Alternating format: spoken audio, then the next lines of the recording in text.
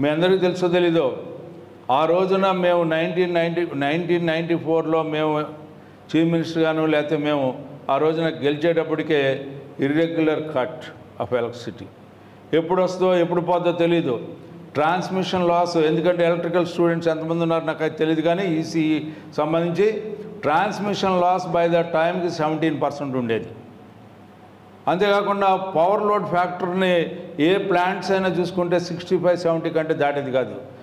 By non technical gentleman chief minister అయినా కూడా ఆ రోజున ఆయన దాన్ని మానిటర్ చేసి up to 95% of power load factor దాకా తీసుకొచ్చినటువంటి ఘనత మన నాయకుడు చంద్రబాబు నాయుడు గారికి దక్కిద్దని చెప్పి మనం చేస్తా ఉన్నాం.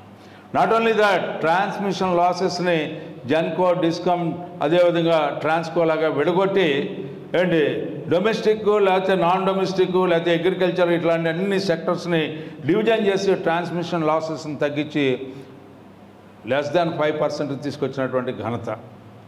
అంటే ఎంత క్లారిటీ ఉందో ఆయనకి. అట్లాగే ఇరిగేషన్ మీద ఈ రోజున పోలవరం ప్రాజెక్టు, ఆ రోజున గ్రాఫిక్స్ అన్నారు, రివర్స్ టెండర్ అన్నారు. ఇవాళ అది మనందరికీ జీవనాడి, సమస్త జీవరాశులకి నీరు ఎంత ముఖ్యమో అలాంటి జీవనాడిని నాశనం చేసినటువంటి గతాన్ని మనం గుర్తుపెట్టుకోండి. ఆ రకంగా ఈ రోజున మనం ఇలాంటి నాయకులు, ఇలాంటి కూటమి నాయకత్వం ఉన్నట్టయితే మనం ఈ రాష్ట్రాన్ని ముందుకు తీసుకెళ్తామనే నమ్మకాన్ని మీ తీర్పు ద్వారా ఇచ్చినటువంటి మీరు మరొకసారి గౌరవించుకోవాల్సిన అవసరం, రక్షించుకోవాల్సిన అవసరం ఉందని చెప్పి నేను ఈ రెండు అంశాలని, అదేవిధంగా రాజధాని ఇట్స్ ఎ పీపుల్స్ క్యాపిటల్. ఎవరైతే ఆ రాజధానిలో ఉన్నారో, ఆ రాజధానిని ఎవరైతే నివసిస్తూ ఉన్నారో, నివసించే వ్యక్తుల్ని భాగస్వాములు చేసినటువంటి గొప్ప ఘనత ఇంకెవరు కూడా ప్రపంచంలో ఏ రాజధానిలో కూడా నాట్ క్రియేటెడ్ బై పీపుల్. ఇదిగో ఇక్కడ నేను ఎక్విజిషన్ చేశాను, ఈ ఆస్తి గవర్నమెంట్ ఎక్విజిషన్ చేసింది, దీనికి మేము క్యాపిటల్గా ఎస్టాబ్లిష్ చేస్తామని చెప్పి. కానీ ఇక్కడున్న గొప్ప విషయం ఏంటంటే అమరావతి అనే ప్రజా రాజధానిలో ప్రజల చేత దాతృత్వం ద్వారా ఏర్పడి దాదాపు 33,000 ఎకరాలు ప్లస్ గవర్నమెంట్ ల్యాండ్ అంతా కలిపితే 54,000 ఎకరాలతో ఏర్పడినటువంటి రాజధానిలో అందరూ కూడా భాగస్తులే.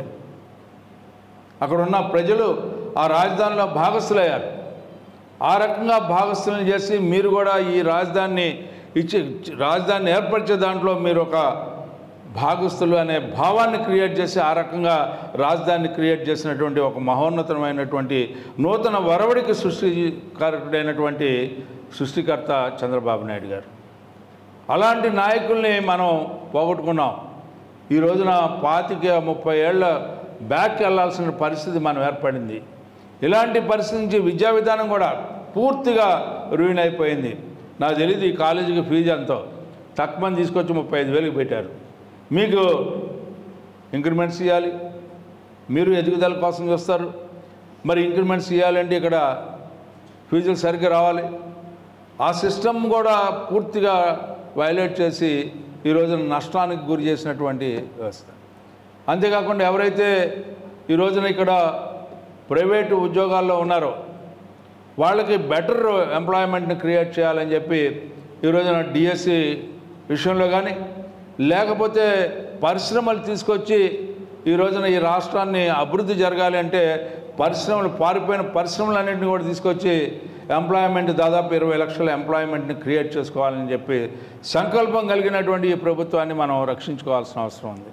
అందుకని మీ అందరికీ ఎవరైతే ఉన్నారో ఇక్కడ సోదరులందరికీ కూడా my dear students, you also have to stretch your strength to coordinate and to cooperate and to wish this government for ever to be in the power.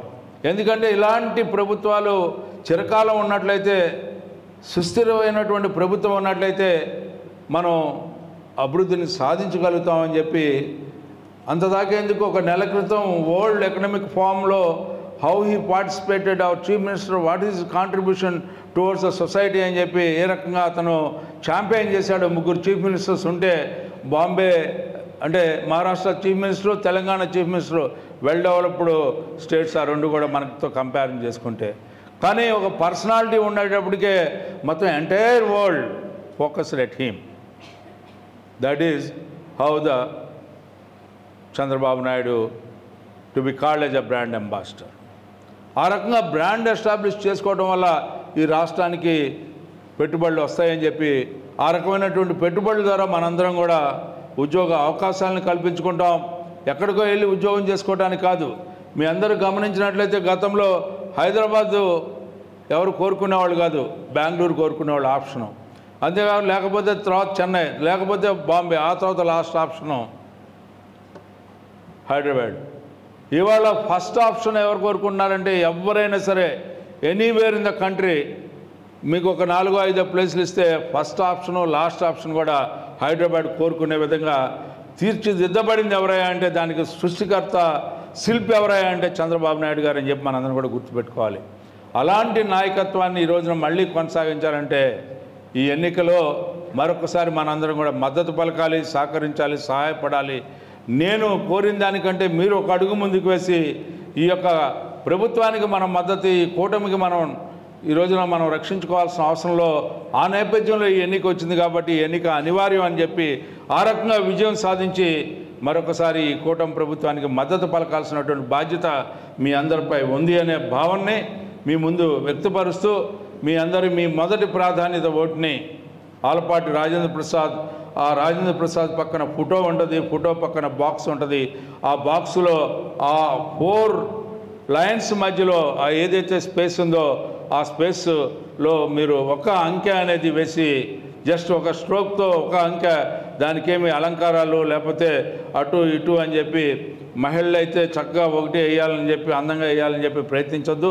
1 అని మాత్రమే అంకె వేయమని చెప్పి మిమ్మల్ని అందరినీ కోరుతూ ముందు రోజు కూడా పండగ, ఆ పండగలలో జాగారం చేసి మా వాళ్ళందరూ బ్రదర్స్ అందరూ మరుసటి రోజు స్ట్రోకు కింద నుంచి పైకి వెళ్లకుండా ఇన్ బిట్వీన్ లైన్స్లోనే స్ట్రోక్ ఉండేలాగా మీ అందరూ కూడా ఓటు వేయాలని చెప్పి ఆ రకంగా ఈ ప్రభుత్వానికి మన విజయం ద్వారా మద్దతు పలకాలని చెప్పి కోరుకుంటూ నాకు ఈ అవకాశం ఇచ్చినటువంటి విశారామ ఇంజనీరింగ్ కాలేజీ యాజమాన్యానికి హృదయపూర్వకమైనటువంటి ధన్యవాదాలు తెలుపుకుంటూ మీ అందరి యొక్క జీవితాల్లో నిజమైన వెలుగు ఈ యొక్క కూటమి ప్రభుత్వం ద్వారా రావాలని చెప్పి, అంతేకాకుండా ప్రైవేట్ ఇంజనీరింగ్ కాలేజెస్లో పనిచేసే ఈ యొక్క స్టాఫ్కి ఏమి చేయగలుగుతాం, ప్రైవేట్గా ఏ రకంగా మిమ్మల్ని సపోర్ట్ చేయగలుగుతాం, గవర్నమెంట్ యాజ్ అ రెగ్యులేటరీ అథారిటీగా ఉండి ఏది చేస్తే మీకు సహాయంగా ఉంటుందని చెప్పి చాలా నిశ్చితంగా ఆలోచిస్తున్నారు ఈనాటి education minister, young and energetic dynamic leader యువ నాయకుడు లోకేష్ బాబు గారు. ఖచ్చితంగా మీకు కూడా కొంత సహాయం చేసే కార్యక్రమాలను తీసుకుంటామని చెప్పి ఈ సందర్భంగా మీకు మనవి చేసుకుంటూ మీ దగ్గర సెలవు తీసుకుంటా ఉన్నాను. జై హింద్.